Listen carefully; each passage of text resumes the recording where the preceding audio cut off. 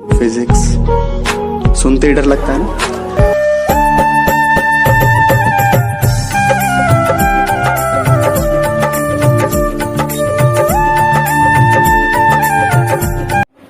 नमस्ते छात्रों, आज हम कक्षा 12 विषय भौतिक विज्ञान में आपका जो यूनिट है न्यूक्लियर फिजिक्स यानी नाभिकीय भौतिकी, उसमें जो आपका करंट चैप्टर है नाभिकीय ऊर्जा यानी न्यूक्लियर एनर्जी, उसमें आज बहुत ही इम्पोर्टेंट हेडिंग को पढ़ने वाले हैं।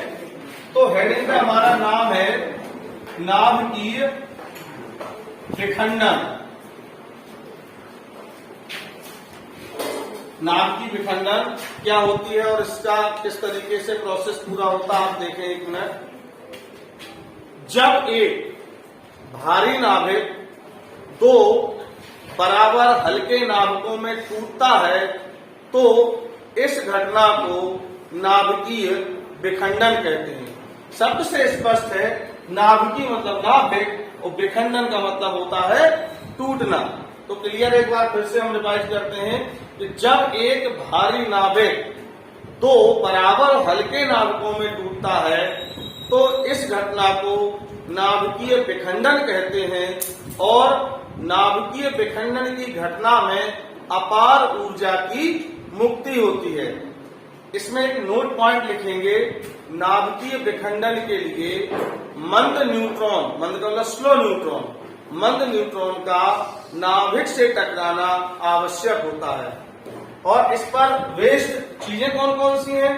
तो इस पर बेस्ड एग्जाम्पल में जो चीजें हैं आपकी, वो है परमाणु बम। इसी सिद्धांत पे काम करता है, परमाणु बम करता है। और नाभिकीय रिएक्टर जिसको कहते हैं न्यूक्लियर रिएक्टर, तो नाभिकीय रिएक्टर भी इसी पर वर्क करता है। तो ये एग्जाम्पल, अब हम इसका एक एग्जाम्पल देखते हैं, एक रिएक्शन इसकी। तो रिएक्शन के लिए आप नाभिकीय तत्व लेते हैं, तो रेडियो एक्टिव तत्व एक है यूरेनियम। तो यूरेनियम हमने लिया 92 यूरेनियम 235, ये हमारा क्या है? यूरेनियम। अब ये यूरेनियम एक न्यूट्रॉन को ग्रहण करता है। तो जब एक न्यूट्रॉन को एक्सेप्ट कर लेता है, और स्लो न्यूट्रॉन है, ये क्या है हमारा? न्यूट्रॉन। इस न्यूट्रॉन को एक्सेप्ट करता है तो ये बन जाता है 92 यूरेनियम 236। ग्रहण तो कर लेता है लेकिन पचा नहीं पाता, तो ये फिर टूटता है। टूटता है किस किस में? ये टूटता है 56 बेरियम 144, ठीक है ना? ये क्या है हमारा? बेरियम। और फिर टूटता है 36 क्रिप्टन 89 में, ये है हमारा क्रिप्टन। और इसके साथ 3 न्यूट्रॉन निकलते हैं, इसमें 3 न्यूट्रॉन निकलते हैं, ये है हमारे न्यूट्रॉन। और एटलीस्ट लास्ट में बहुत अधिक मात्रा में एनर्जी रिड्यूस होती है इससे। तो आप देखो हमारी रिएक्शन बैलेंस है कि नहीं।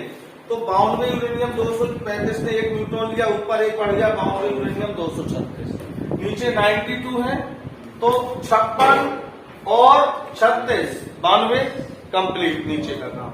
ऊपर 236 है तो 144 और 89, तो 9 4 13 और 14 8 22 और 1 23, पूरा 233 हुआ। अभी 3 की कमी है, तो 3 न्यूट्रॉन निकलते हैं तो 3 की पूर्ति वो कर देते हैं, तो टोटल कितना हो गया? 236। तो ये आपकी नाभिकीय विखंडन की क्रिया का एक एग्जाम्पल है, इसको नोट करें और याद करें। तो छात्रों अब हम देखते हैं अगली हेडिंग, बहुत इंपॉर्टेंट हेडिंग है। हेडिंग है हमारी नाभिकीय विखंडन एक श्रृंखला अभिक्रिया है।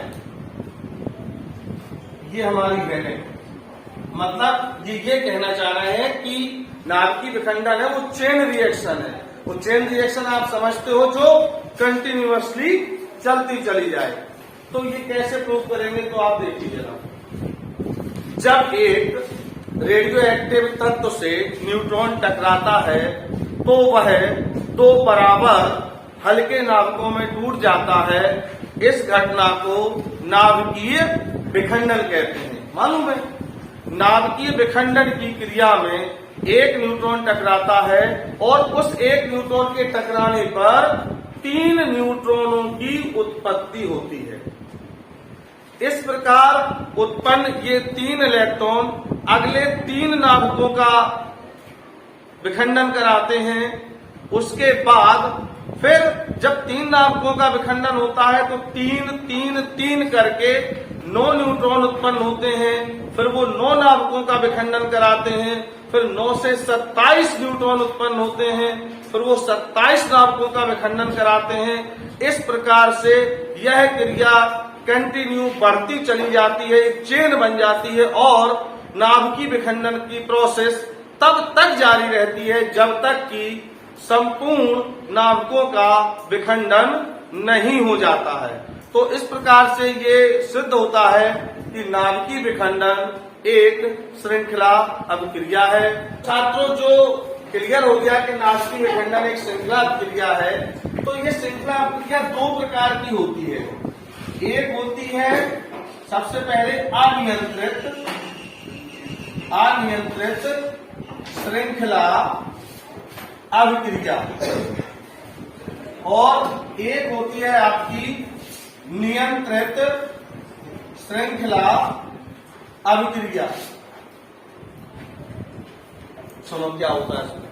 अनियंत्रित श्रृंखला अभिक्रिया का सीधा है कि जब नाभिकीय विखंडन कराते हैं तो 1 से 3 न्यूट्रॉन उत्पन्न होते हैं, 3 से 9 होते हैं, 9 से 27 होते हैं, 27 से 81, इस प्रकार बढ़ते ही चले जाते हैं। तो ये क्रिया अनियंत्रित होती है। मतलब एक बार अगर ये प्रोसेस स्टार्ट हो गई तो फिर किसी के भी बस में नहीं रहता है इसको कंट्रोल में करना, इसलिए इसको अनियंत्रित श्रृंखला अभिक्रिया कहते हैं। और इसका एग्जाम्पल होता है आपका एटम बम, यानी परमाणु बम जो है वो अनियंत्रित श्रृंखला अभिक्रिया पर कार्य करता है। ठीक है। अब एक नियंत्रित श्रृंखला अभिक्रिया, इसमें क्या होता, अगर हम इस क्रिया को किसी एक कवर्ड एरिया में कराएं और कवर्ड एरिया में करा के हम क्या करें कि जैसे 1 न्यूट्रॉन से 3 न्यूट्रॉन उत्पन्न हुए, अब वो 3 का विखंडन कराएंगे, 3 से 9 होंगे, फिर 9 से 27। तो हम किसी विधि द्वारा अगर उत्पन्न न्यूट्रॉनों को शोषित कर लें या अवशोषित कर लें, 1 से 3 उत्पन्न हुए, 3 में हमने 2 अवशोषित कर लिए, तो अब 1 ही तो बचा, तो वो 1 ही तो करा पाएगा विखंडन। अब 1 ने फिर 3 हुए, हमने फिर 2 अवशोषित कर लिए, फिर 1 का होगा। हमें रोकनी है अगर अभिक्रिया तो हम सारे न्यूट्रॉनों का अवशोषित कर लेंगे, अभिक्रिया रुक जाएगी। तो ये अभिक्रिया कंट्रोल में चलती है हमारे।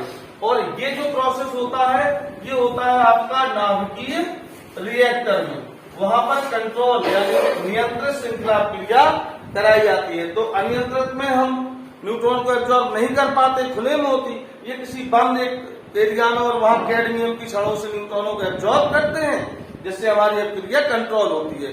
मान के चलो हमें 80 नाभिक या 50 नाभिक की विखंडित कराने हैं, तो हम 50 तक तो न्यूट्रॉनों को फ्री रखेंगे, उससे ऊपर होंगे उनको अवशोषित कर लेंगे। तो ये क्लियर है ना टॉपिक। आज के लिए इतना ही। Thank you.